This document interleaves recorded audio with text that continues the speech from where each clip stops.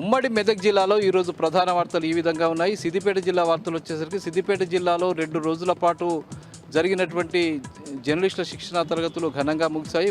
ముఖ్యంగా media academy ఆధ్వర్యంలో జరిగినటువంటి ఈ కార్యక్రమాలని మాజీ మంత్రి హరీష్ రావు ప్రారంభించారు. ఈ సందర్భంగా ఆయన జర్నలిస్టుల సమస్యలపై ఆయన స్పందించారు. ముఖ్యంగా జర్నలిస్టులందరికీ కూడా అవసరమైనటువంటి చర్యలు తీసుకోవాలి ప్రభుత్వం అని చెప్పి ఆయన చెప్పారు. ముఖ్యంగా అన్ని రకాలుగా జర్నలిస్టులకు తాము అండగా ఉంటామని చెప్పారు. ఈ సందర్భంగా బనకచెర్ల ప్రాజెక్టుకు సంబంధించిన విషయం మీద కూడా ఆయన ప్రసంగించారు. ముఖ్యంగా ఆంధ్రప్రదేశ్ ప్రభుత్వం బనకచెర్ల ద్వారా గోదావరి జలాలని కృష్ణా జలాన్ని కూడా తరలించుకోవడానికి కుట్రలు పన్నుతున్నది. ఆ కుట్రల్లో రాష్ట్ర ప్రభుత్వం కూడా భాగస్వామి అవుతుందని చెప్పి ఈ సందర్భంగా ఆయన చెప్పాడు. ముఖ్యంగా అటు చంద్రబాబు ప్రభుత్వానికి మద్దతు పలుకుతూ రేవంత్ రెడ్డి ప్రభుత్వం ఇక్కడి గోదావరి జలాన్ని కృష్ణా జలాన్ని ఆంధ్ర ప్రాంతానికి తరలించడానికి చేస్తున్న ప్రయత్నాలను ఈ సందర్భంగా ఆయన జర్నలిస్టులందరికీ వివరించారు. ఈ సందర్భంగా ఈ చర్యల్ని తీవ్రంగా ఖండించారు.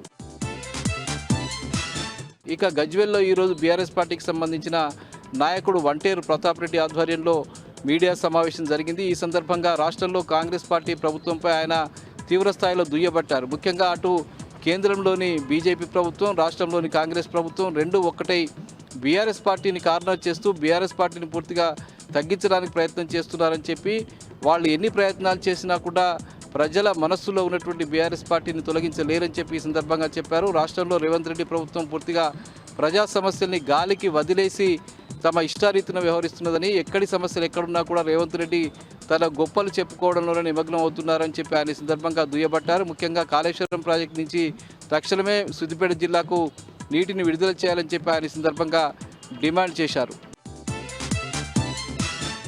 రామాయంపేట మండల కేంద్రంలోని కేజీవీబీ పాఠశాలలో గత 2-3 రోజులుగా నీటి సరఫరా లేక విద్యార్థులంతా ఇబ్బందులు పడుతున్న పరిస్థితి నెలకొన్నదని, నీళ్లు లేక విద్యార్థులంతా ఇబ్బందులు పడుతున్నా కూడా విద్యాశాఖ అధికారులు పట్టించుకోవడం లేదని చెప్పి ఈ సందర్భంగా విద్యార్థులు ఆందోళన వ్యక్తం చేశారు.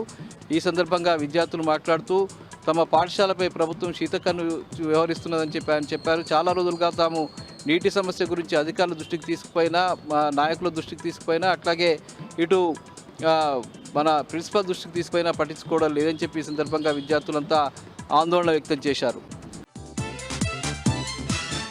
ఇక రామాయంపేట సమీపంలోని నిజాంపేట్ మండల కేంద్రంలో ఉన్నటువంటి కేజీవీబీలో కూడా విద్యార్థులంతా కూడా తీవ్రమైనటువంటి సమస్యలు ఎదుర్కొంటున్నారు.